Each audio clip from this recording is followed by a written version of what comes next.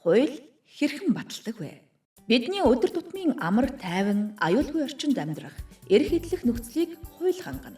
Хуулийг зөвхөн хууль тогтоох байгууллага буюу парламентаас баталдаг. Манай улсад улсын их хурал хууль батлах бүрэн эрхтэй. Хуулийг хэн санаачилдаг вэ?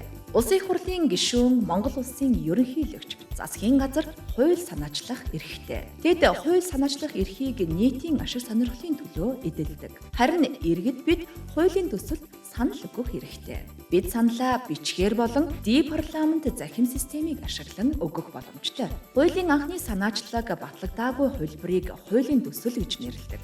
Хууль санаачлагч нь нийгмийн харилцааг зохицуулах, ард түмний эрх ашигыг хамгаалах зэрэг зорилгоор шинэ хууль бүтээх, эсвэл одоо мөрдөгдөж байгаа хуучин хуульд нэмэлт өөрчлөлт оруулахаар хуулийн төслийг санаачлана. Монгол Улсын их хурлын салбар бүрээр мэргэжсэн байнгын хороод өөрт хамааралтай хуулийн төслийг хүлээн авч, олон талаас нь судлан шинжилж, санал дүгнэлт гаргасны дараа чуулганы нэгдсэн хуралдаанаар хэлэлцэж, хуулийг эзэслэн баталдаг. Хууль бүтээх үйл явцад бид хэрхэн оролцож болох вэ? Өөрийн тойргоос нэр дэвшиж сонгогдсон гишүүндээ захидал бичиж болно. Мөн парламент эмээн захим хуудас парламент аппликейшнийг ашиглан хуулийн төсөлд саналаа өгч болно. Тус захим системд одоо боловсруулагдаж байгаа болон улсын их хуралд өргөн мэдүүлсэн хуулийн төслүүдийг байршуулсан байдаг. Манай ээж парламент захим хуудасаар хүүхдийн эрхийг хамгаалах тухай хуулийн төсөлд саналаа өгсөн. Мөн Монгол улсын бүх хууль төрийн мэдээлэл эмэгтгэл албан ёсоор бүрэн эрхээрээ нэрлэгддэг бөгөөд